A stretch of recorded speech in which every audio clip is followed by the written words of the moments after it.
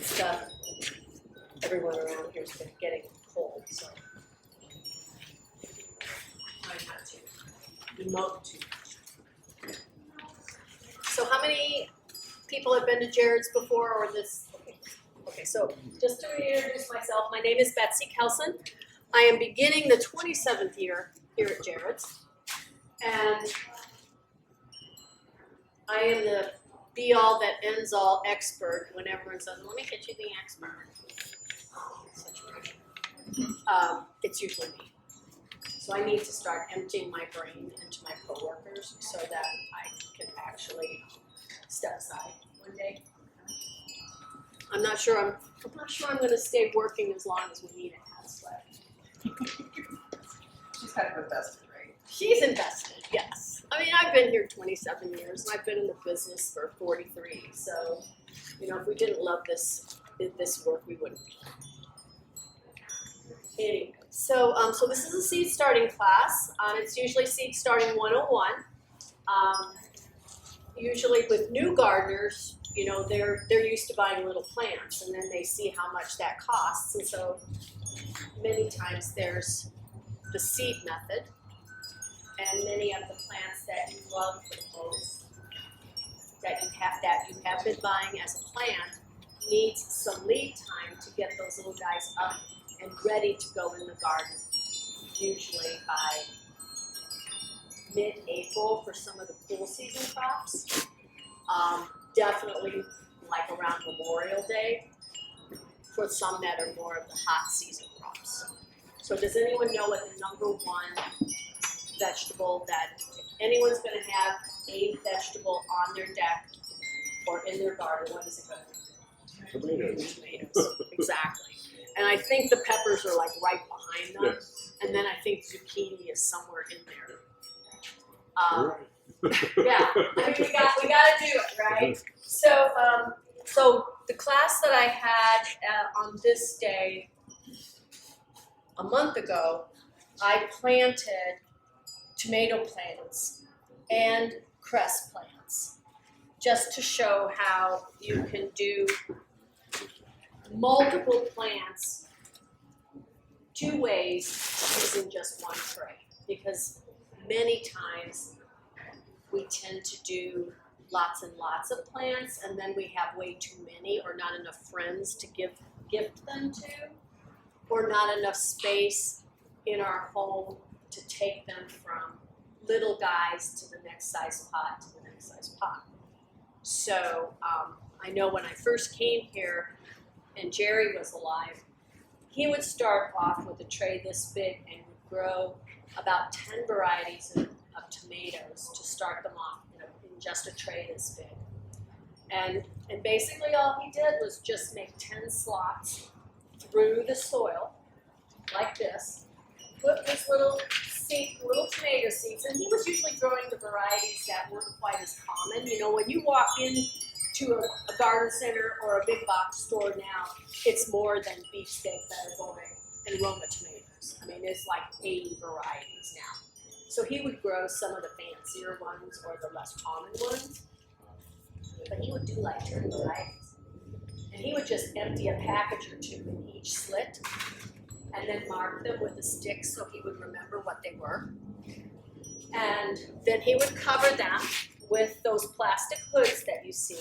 Now the only ones I have right now are the really tall ones, which were designed mostly for cuttings where you need the head space. But when you're starting seeds, you can usually use the really short one in here to kind of give you that greenhouse effect so that the water kind of stays in and re-waters the plants for you so you're not constantly opening it and trying to mist it and that kind of thing. If you can't find those, I'm hoping they come, you can just take saran and lay it over the top. And you've created your little thing. And if you don't like the idea of using more plastic, I wouldn't suggest using this because this is a nice slick piece of newspaper. You want to use real newspaper. Wet it down and lay it over the top, and it will also help keep the moisture from disappearing and letting it stay moist around those little seeds. Now for tomatoes under this kind of a condition, it's pretty much a week that it takes for them to germinate. On many of the packages, it'll say 7 to 14 days for the tomatoes, but with enough warmth and enough moisture, you should be able to get those little guys to pop in about 7 days.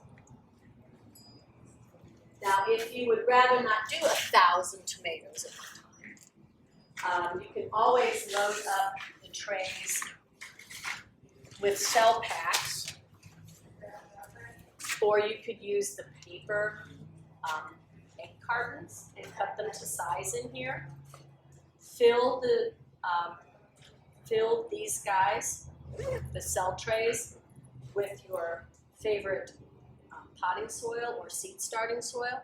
To me, the only difference between the seedling and cutting materials and this product here, which is the Fertilome Ultimate Potting Soil, is that they send the Ultimate through the grinder a couple more times to make it really, really fine.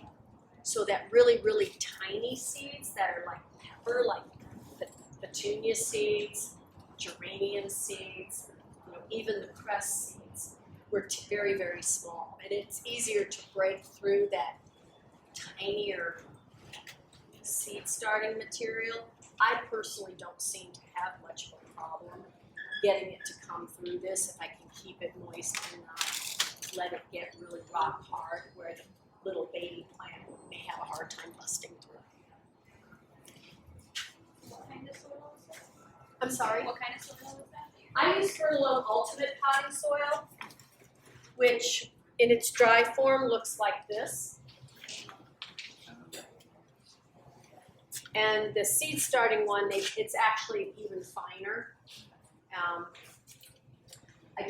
But what often happens is when it's time to move your baby plants into their next container, I usually recommend the Fertilome Ultimate. I wouldn't take your little baby from the seedling and cutting and move it into more seedling and cutting, because I think it stays too wet at that point. But that's just my opinion, so you can kind of tweak it. Try not to use the soil from outside. Try not to do the soil that even though once these guys are up and growing well in the Fertilome Ultimate Potting Soil, you should not always have to change your soil in your containers if you're doing container gardening. The plants, once they get their second and third leaves, they're pretty robust and have some disease resistance, so you could easily move them into their next container that you used before, as long as there's been no bugs or diseases in there.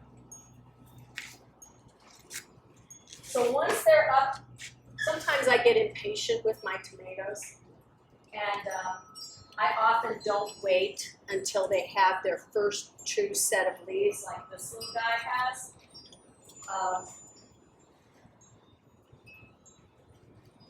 But when it gets to this point, I usually just take a spoon or a popsicle stick or something and get up underneath that root system along the bottom here and lift the baby out. So it's ready. And hopefully I won't leave it in the heat like I did the ones from yesterday. They are not with us anymore. It kind of got cooked. And you can plant these a little bit deeper if they're tomatoes, because they will root along that stem. I wouldn't suggest that for every single vegetable or flower that you do, because some of them don't do that. So I'm just starting this in a little 3-inch pot.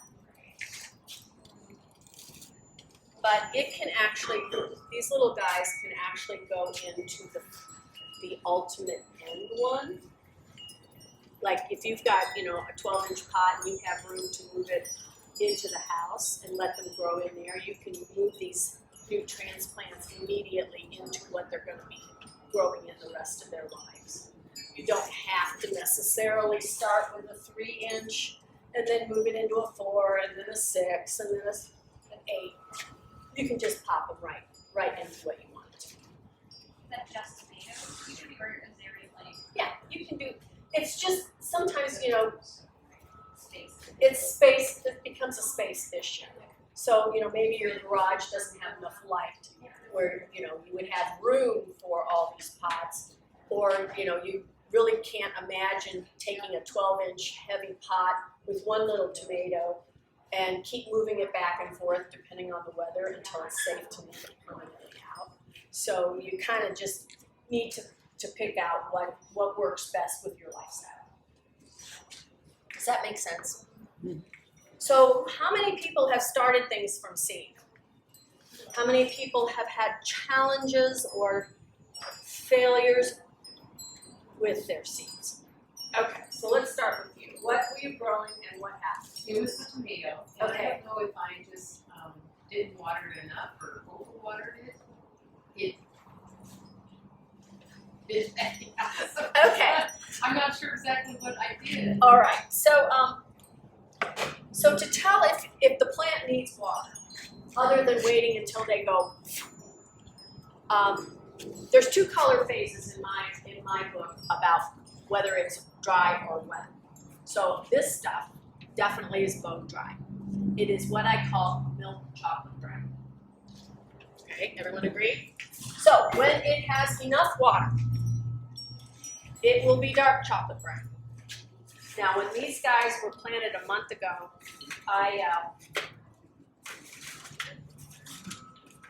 what I would do is set it up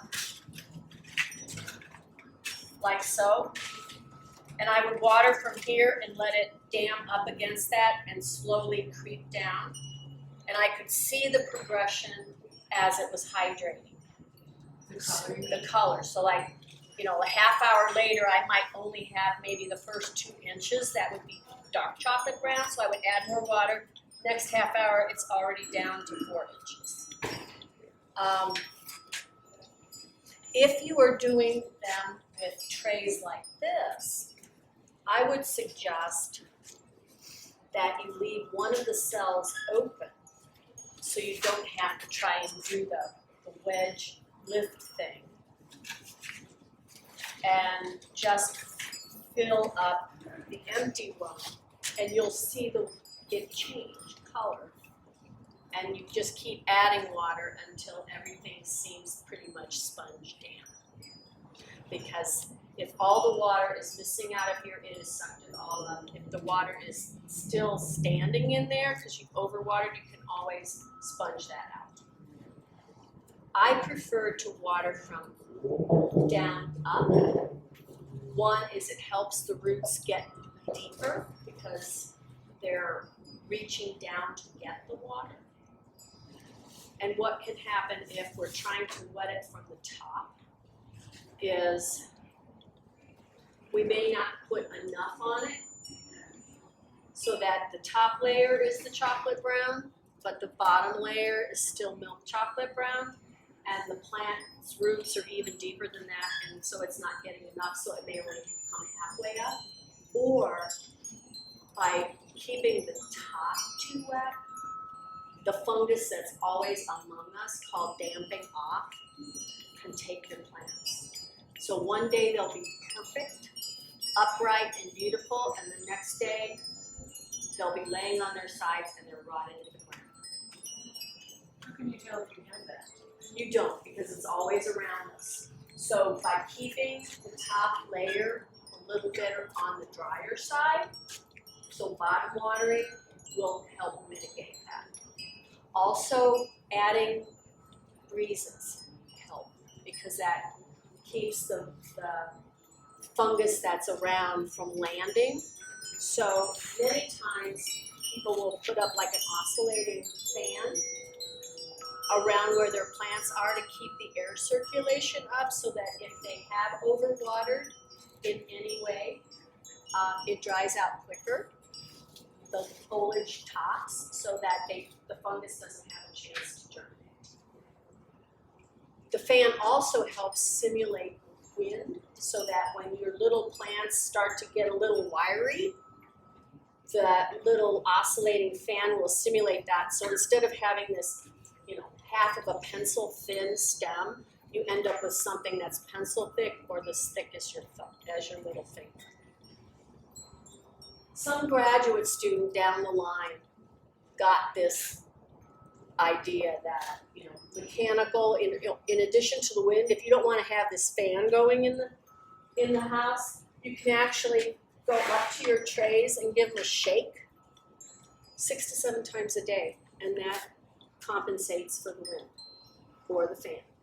Or you can run your hand over it like that 6 or 7 times a day to toughen those plants up.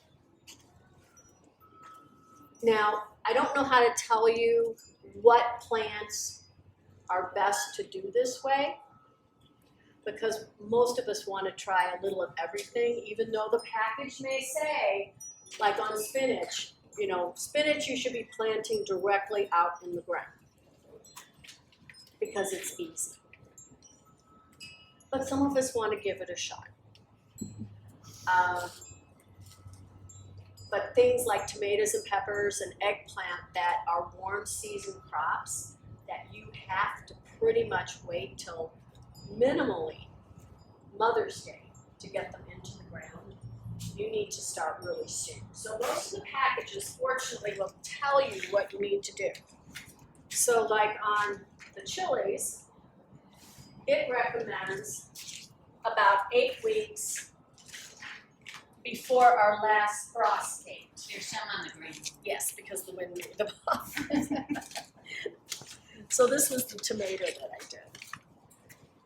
So on the tomatoes, it's pretty much the same. But you know, peppers, 8 weeks before. So if Mother's Day is May 10th, the latest that you want to try and get your seeds germinated, successful plants growing, is going to be March 10th.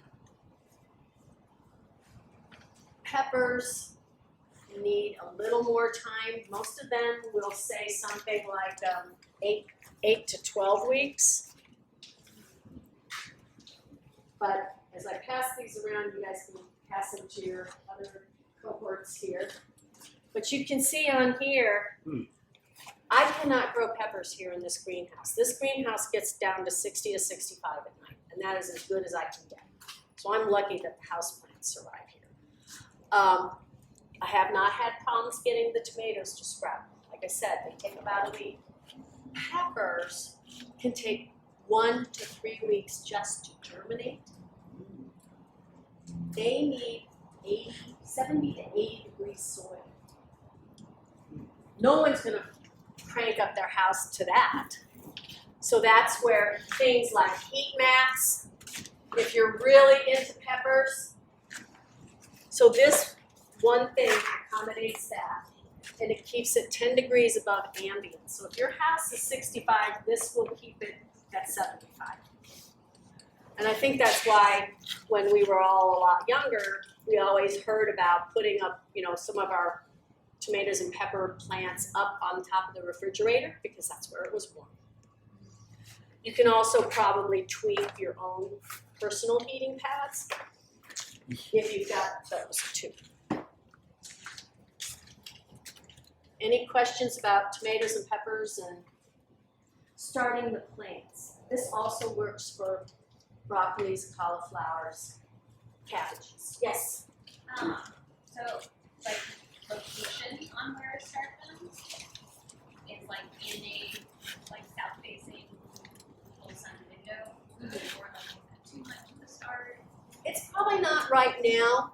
I mean, we're getting almost 12 hours of light right now, so you should probably not have to do any supplemental lighting, like with the light kit here. I just seem like someone saying like don't put them in because it's too much. That just And what do you want to grow? everything. Yeah. I mean, there are certain things that it's probably best to do plants, which are the things to do now. So like I said, tomatoes and peppers, eggplant probably you'll want to start in-house. And then because you're going to be keying to get those in the ground by the 1st of June. I mean, I've lived here 27 years. There's probably snowed half that time every Mother's Day. So anymore, I'm tired of telling people, don't put them in the ground yet. It's too cold.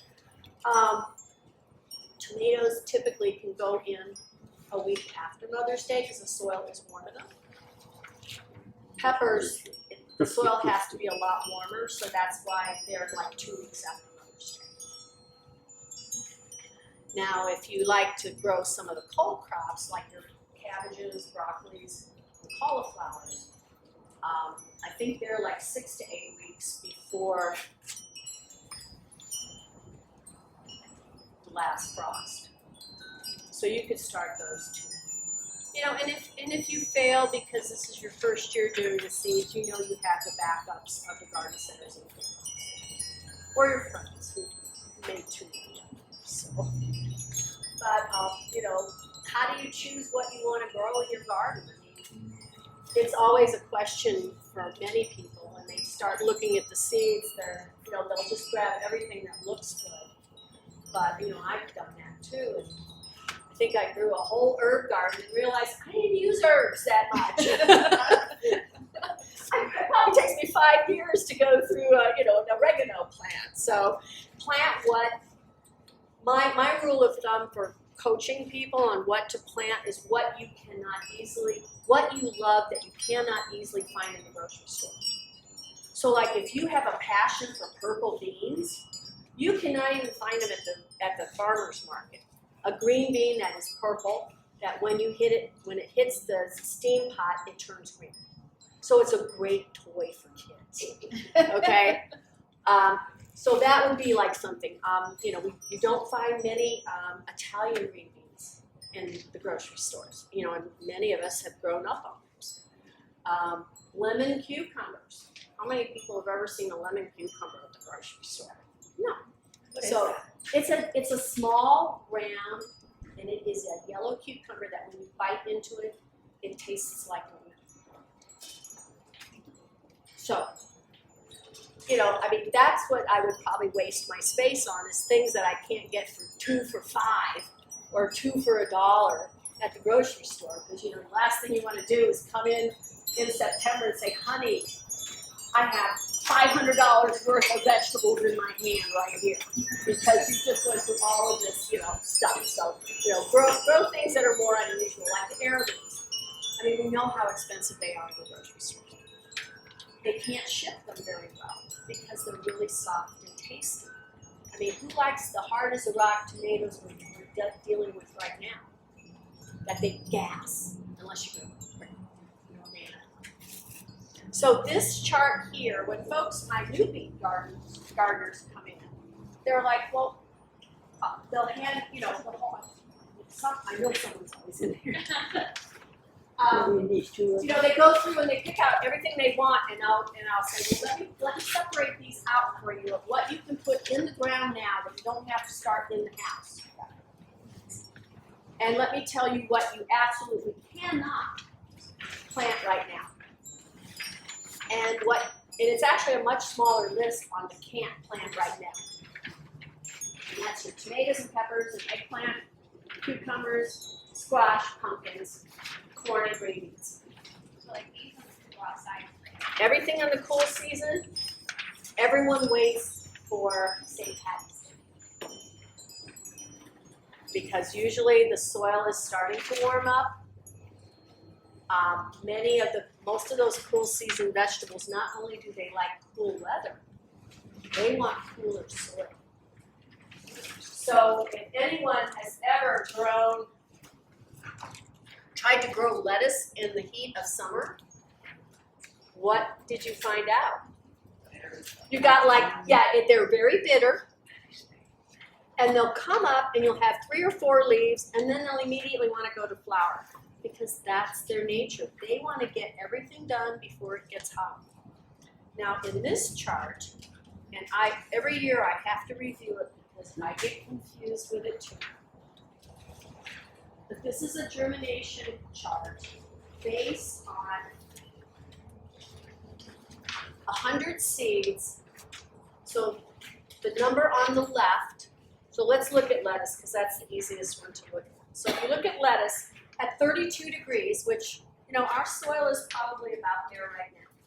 If you threw out your lettuce seeds right now, it would take it 49 days to germinate, but you would have almost 100% germination. But look what happens when it's 6 degrees warmer. All of a sudden, you have 100 of them coming up in less than in 2 weeks. So that's why we wait for right around St. Patty's Day. St. Patty's Day traditionally is onions and potatoes. You can probably start lettuce and spinach, but you can just throw small quantities out there because you don't want to plant everything all at once in the garden, even though you would like to have everything done in one weekend. It may not work that well for the vegetables because who wants 20 heads of romaine all coming on at once and you don't have a good recipe to preserve them. So every 2 weeks you just add more to your garden so that everything is coming in a succession rather than a wall. You're not really a farmer where you're gonna chop it all off and sell it, unless you are. But if you're doing it, like for your daily salad bowls where you're just going and picking a couple leaves off of everything, you don't have to have, gonzo amounts. I mean, there's nothing worse than opening the refrigerator and seeing that thing from Lucky Girl Greens and they're all swooshed because you never got around to doing it. So leave the plants, in a succession planting.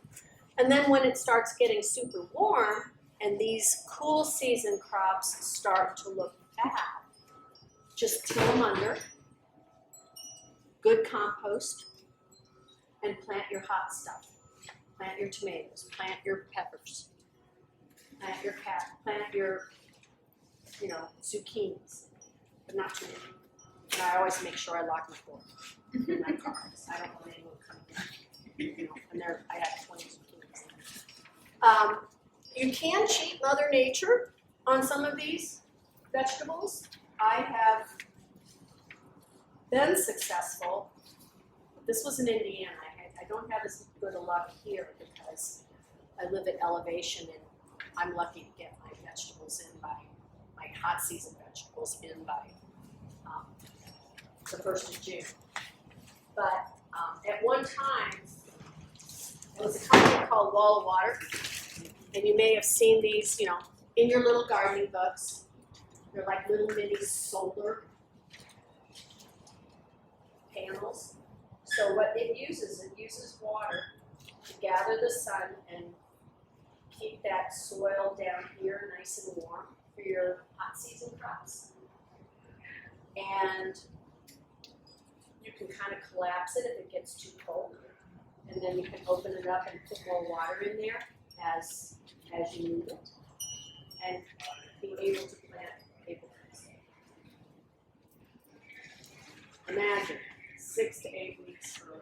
But comes with some little tips and tricks as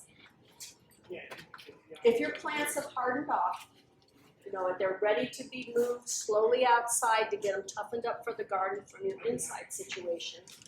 Or remember, most of the garden centers and big box stores, all these plants are coming from a greenhouse. So it's like living in your house. And you cannot just throw them outside on an early spring day and hope that they'll survive because now they're up against real wind and intense sun.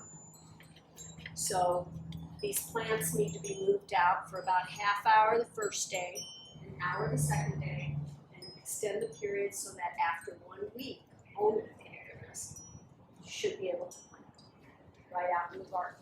Now, if you're going to cheat or extend the growing season, is what we call it, I would suggest if you're doing something like this, and you can do this instead of, $28 or whatever this is for 3 of these, you can collect 1 gallon milk jugs and just put them in the spot leaving an opening to put your plant in 1 week before you put the plant in, because you want to warm the soil up too. Because if you're shooting for 1st of April, that soil is still cold.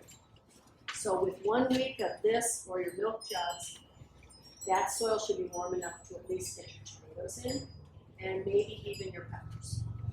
The cucumbers, I would wait until, probably 2 weeks, really, because they don't like 40-degree nights, let alone 50-degree soils. Now, the year that I did the April Fools as an experiment, unfortunately, we had a really good April, and the plants outgrew these things, and the frost came and took the tops out. But they were a nice, robust plant. It didn't kill the plant, it just pruned it. I've actually used this up at my house in Evergreen, and the literature when they first came out said that they would keep your plant alive down to 18 degrees. Now, how many people, I was like, really? My little eyebrow thing going on. Yeah, I was thinking, I wonder how am I going to test that theory? So I had an 18-inch pot that stood 18 inches off the ground, actually off the deck, which was 6 feet above the ground. So this thing was like aerial. Had that water thing in there, tomato plant in there. It snowed overnight and went down to 18 degrees. The thing was solid ice. And I looked in there, and it was still green. I was like, are you a frozen green? Or are you a mush green? So then I had to come to work. And it had warmed up overnight. It warmed up during the day while I was at work. It had thawed the tubes so that they were ice picks anymore. That tomato was alive and it was. So it does work. And if you're that ambitious and you just want to be the first one in your neighborhood that is going to have a tomato, this is the way to do it. This is the way to do it. You use the half-gallon. Yeah, you just kind of got to take into account how much height that you need. And a lot of times you can just throw a towel over the top to keep the snow out, because as that water freezes, it releases the heat into the ground and into the plant. So which is why when we have these freeze warnings right after our garden goes in, what do we rush around to? All the boxes and pots and sheets and pillowcases and towels that we can find, because our goal is to try and capture the heat that's in the ground to keep those plants alive through that crazy freeze. How far down would you put the half-gallon jar? I just set them right on the surface. No, no. You want that, if you're gonna do a kind of a mock-up of that packaged material, you want the bottoms on. I don't understand. Then you put the plant inside of it, or No, well, some people do. Some people, if they're gonna make that little, like a little cloche, where they can take the top off and vent the excess water out, that also can help keep that soil warm too. But if you're trying to do that and actually warm the soil, your first things with your milk jugs would be to leave them solid so that they're filled with water, so that they're the heat gatherers. But you can do them as like little cloches. If you go into the seed starting area, you'll see some of the fancier cloches that are out there. I mean, you get back into the history of gardening, and they were using glass. See people on like TikTok do it, like cut the milk jug in half so it makes like a hinge, Yeah, like a plants in it. And yeah, you can do it that way too. But if we have one of those freaky cold spells, you got to be prepared to do some heroics unless you want to, replant again. And there's nothing. I mean, there's nothing sadder than having to replace a plant. And even from a garden center perspective, I mean, we kind of jones for that because you guys are buying them again. But we really don't want to. I mean, every hailstorm or threat of hail just makes us cringe. We were lucky that we didn't have much last year, but and people come in and they make these elaborate things to save their vegetables, so really get it. But on those charts, like I said, the warm season things I would key on are the tomatoes and peppers, because those are the most favored as far as starting. Pretty much everything else, I mean, even though we bring in carrot containers and bean containers and, you know, and we're in your pocket for a couple bucks, most everything else on there can go in direct seed as soon as the soil warms up. And if you're not sure the soil warms up, don't plant the whole line of beans. Only plant 2 or 3 and see how long it takes them to come up, if they'll come up at all. If they won't come up and you dig down there and they're like rotted, then the soil is too cold. How do you measure how cold it is? Do you put like a regular thermometer or meat Actually, thermometer? there are, I don't know how accurate the meat thermometers would be because they usually start at, you know, like 90 or something. Right. There are soil thermometers. I'm not sure I have any over there right now, but they kind of look like a bigger human thermometer. And you just stick it in down to where, you know the roots are going to be, which is, 3-4 inches down when you start, and that's the temperature. So you can see on here, most of them want it to be about 65 in the warm season. And so what happened last year is we had a nice early part of May. Everyone was jonesing. And, Mother's Day was great. And 10 days later, we got smacked. And then we had all that cold, melted water in our ground that just sent the temperatures right back down again. And we had to wait.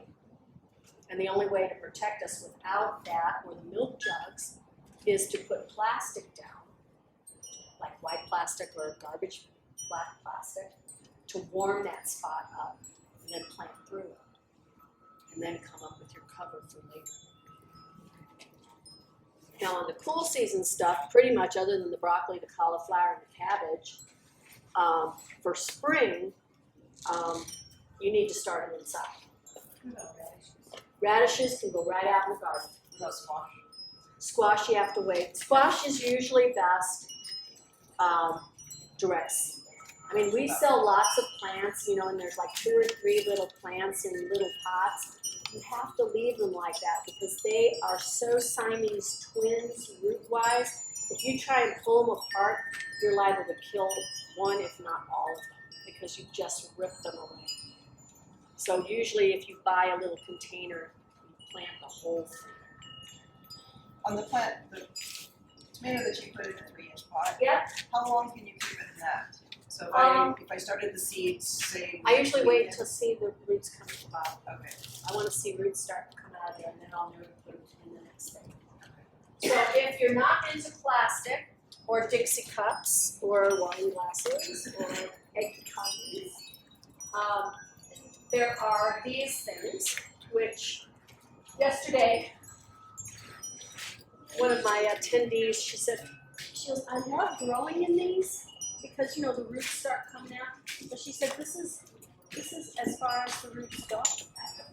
Because that little netting that was on there impeded any further growth. Because we are not that wet as a climate. So the bacteria that would have broken that down wasn't around, and so it restricted its root system. So you can see on this one that, imagine that the roots are trying to come out, but can't go any further. And that's kind of the problem with these guys too, here in Colorado. I grew up in the Midwest. Rain comes out of the sky. This stuff disintegrates very, very quickly. So if you're growing in this, you're probably going to use this for 5 years, or because you'll be able to pop the plant out and put it out in the garden. If you want to leave it in here, I would suggest ripping the bottom off, slicing the sides, and making sure absolutely none of this is sticking up above the ground, because it will act like a wick over and how many people have grown roses, have bought roses and they're in those kind of peaty pots? In Indiana, we could not get through a whole season without that bottom rung. That's how much the bacteria works on those. Here, you can use them 10 years after you've taken the rose fish out because they won't break down. So that's the problem using this stuff. Even though we sell a lot of it, I always try and coach, trying to tear this apart so that the roots can get through. So here's that lovely stuff. Wow. It's like Jell-O, and it lasts for years in the soil. But I have pulled onions and root crops out of my pots, and these guys are attached to the roots because that's going to get that extra stuff. So you kind of said a teaspoon per 6 inch or something like that. Just The package, you do that dry. Yes. You mentioned that dry then. right, and I just Dry grab it in. handfuls and. Yeah, because What is that? it's actually it's a polymer. So I'm not sure which part of the plastic industry it comes from. When this first came out decades ago, the joke is that they use this in France as a diet aid. Is that you eat this and it takes up room in your stomach. And I was like, what? But anyway, my first use of this is that the company I worked for had the entire downtown area of the town that I lived in for planting plants. And so this stuff had come out, so they would put dry at the bottom of each little plant in the planter boxes. And about 3 or 4 days later, I was walking downtown and I was wondering why they had thrown the ice out in the planter box. And then I realized that the bar was not open. So of course, the curious person I am, I went over and it was this stuff had been watered and it had just literally come out of the ground and of course pushed the plants up with it. So I had to go tell the architect that he needed to send the crew back. But one of the professors up at CSU was doing a plant trial using this. Especially, it was during the last drought, or the beginning of this drought, depending on how you want to look at it. And he had used soft-sided 1-gallon containers rather than the really rigid ones. So they looked like they were like basketballs because it had pushed this way because they had put it in dry. And it just, and I was like, what's wrong with these plants? So you put it in So wet then? you have to put it in wet or you will blow your plants out. But it works. I mean, the stuff, it really helps me because, I leave at 7 o'clock in the morning to get here for 8 o'clock start time. And I sometimes don't get home until like 6 or 7. And until I started using this, my plants oftentimes were flat when I got home on a really warm spring day. These are just called soil moist polymers. I have small packages. Most people don't need the big 1-pound package unless they're just getting industrial. But the cautionary thing is if you are an overwatering gardener, you may rot your plants. Okay, so we talked about the soil, how to tell when you've got enough moisture. Fertilizer's entirely up to you as to what you want to fertilize your plants with, whether it's organic or synthetic, or if you're a really busy person and you live down here, you have the option of something called slow release fertilizer, which is little pellets that you see in your house plants. They're like green or white that look like spider eggs. That's actually the fertilizer. And it will fertilize your plants for 3 to 4 months. So you can put it in once and forget about it. Especially if you tend to forget whether it's the first or second week after the last fertilization. I'm way over that. I do it once a week. And I do a really homeopathic version and I don't feel like I'm polluting the world with my fertilizers.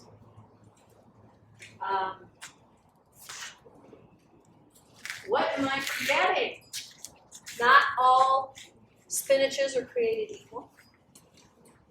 This year, most of us, put the spinach in, pretty soon.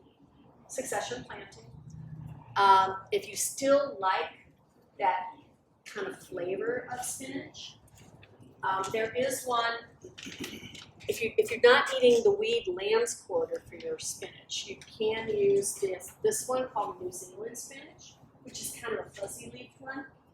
And this is a summer spinach. It has the flavor of spinach, but it will not go to flower.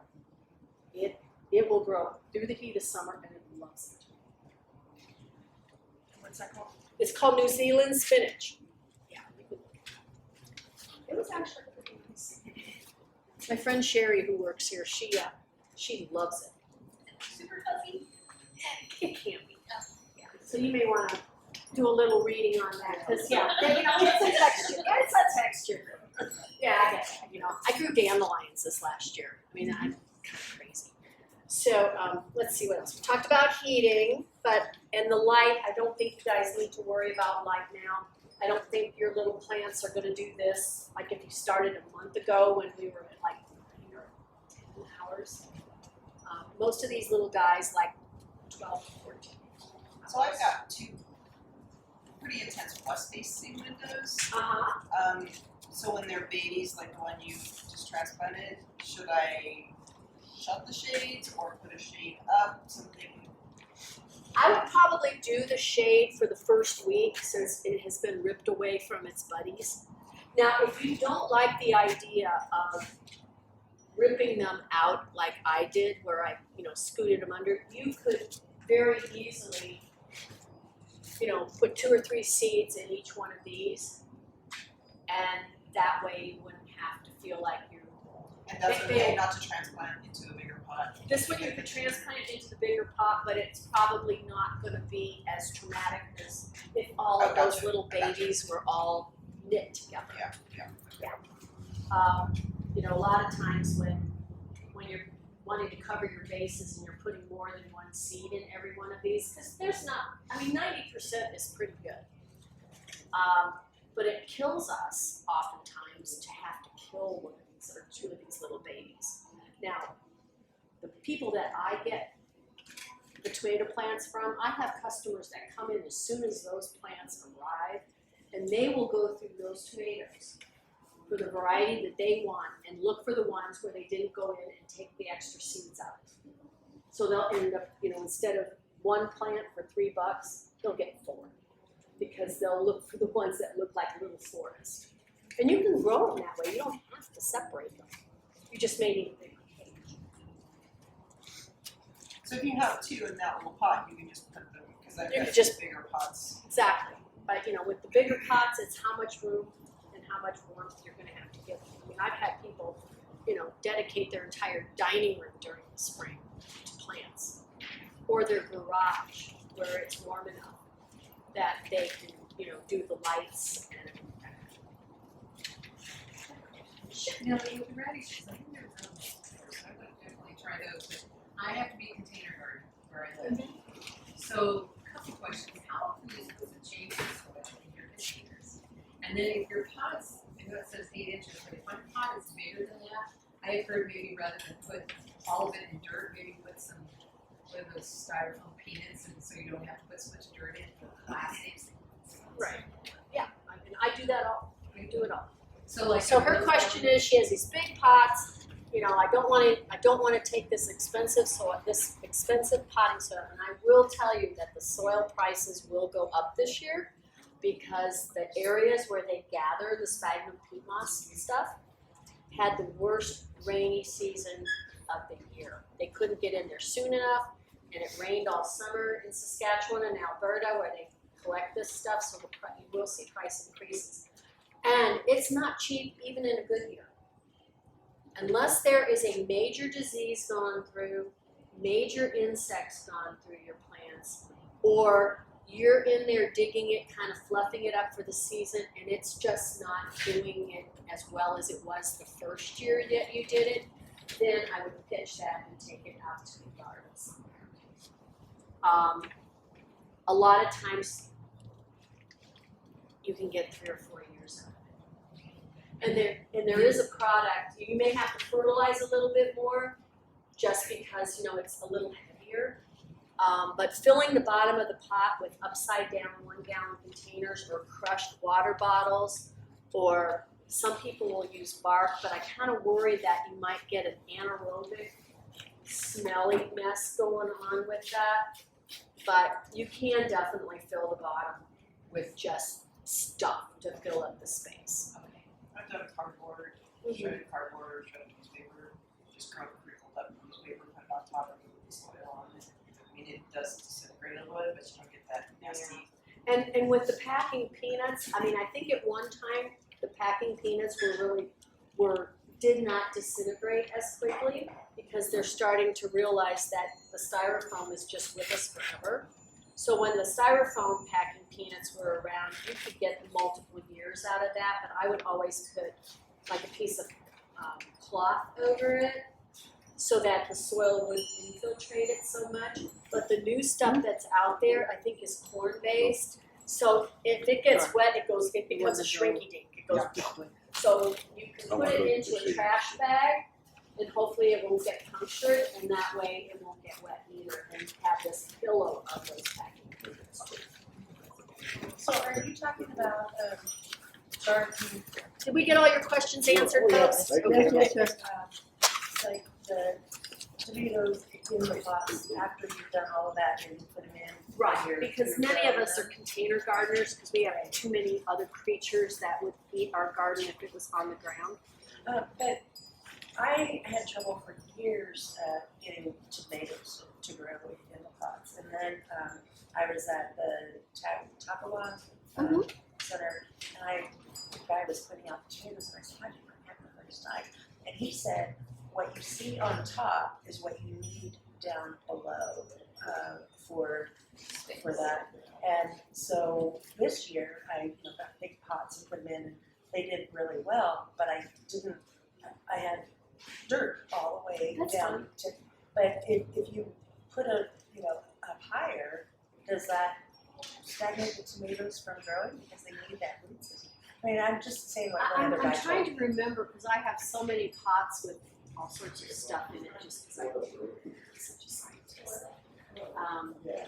But in container gardening, and I'm sure that one of the folks over there probably told you that in addition to making sure that you're watering everything well and not shallowly, like you want to make sure that water, when you're ready to water, you're watering so that it comes all the way through, so that you know that the whole root profile. And because you are growing in containers, it doesn't have, the roots don't have extra area to grab more moisture like they would if they were in the ground. So you have to fertilize. You absolutely have to fertilize with something, because you're going to flush it out. So if you look at your label and it says do this every 14 days, in the heat of summer, some of these days we're like watering every other day or every day. I would cut that rate in half and do it once a week during the heat of the summer, because they make the star of before you forget that. Am I on the first week of site leave, or did I miss it? Now cut what now? You know how on your recommendation on the fertilizer, it recommends, like, say it's a tablespoon per gallon, and do that every 14 days. I would advise cutting it in half to a tablespoon per gallon. So we lived in the Black Forest, and so we had lots of pine trees and stuff. And how we were thinking of making a big garden like this inside of a dog cage, but it's underneath a pine tree. How much direct sun do the plants need, and does it vary by plant? It does vary by plant. So the short answer would be, because we are high and dry and have great UV light, we can get away with a full day of sun in 6 hours. Okay, so if the sun comes in the morning for 3 and the afternoon for 3, your plants are probably going to be okay. Okay, but you want to make sure that you watch your shadows for a while to see how much really is there. So you may find that the sun-loving things can go on the outer part of those, up underneath the trees, and the things that need to be cooler, that usually stop producing during the heat of the summer, will love you for putting them in the shade, like the lettuces. You may get another month of leafy greens further back toward the center. On my south deck, I have a full sun, like 50 feet of full sun, and another 40 feet under a pine. And all my cool season crops love them. I get broccoli all summer long. I mean, it's not big heads, but it's, things to grow. And do you do, because the soil is, so, I think it's acidic because of the pine needles? Yeah, but you're not planting it. Are you going to be doing containers under the tree, or are you trying to grow under the tree Well, in the native soil? that was gonna be my question. We were thinking, because we're older, don't wanna get down on our knees and all of that, from putting it down, just doing the higher up ones. And you don't need to worry about that pH of that pine tree at all. Okay, so if I put them in the container. Right, you are totally in charge of that soil. Okay.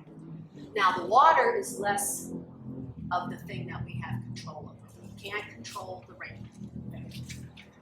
We can't control what comes out of our wells. We can mitigate for it if we know what the pH is. If we are on Denver water, we are living with a 9 pH soil. Excuse me, a 9 pH. So the pHs are from 0 to 14, with 7 being neutral. And most of our vegetables like it between 6.5 and 7.5. And what's coming out of the tap is 100 times more alkaline. I'm sorry, between 6.5 and 7. That's the sweet spot for most of our favorite vegetables.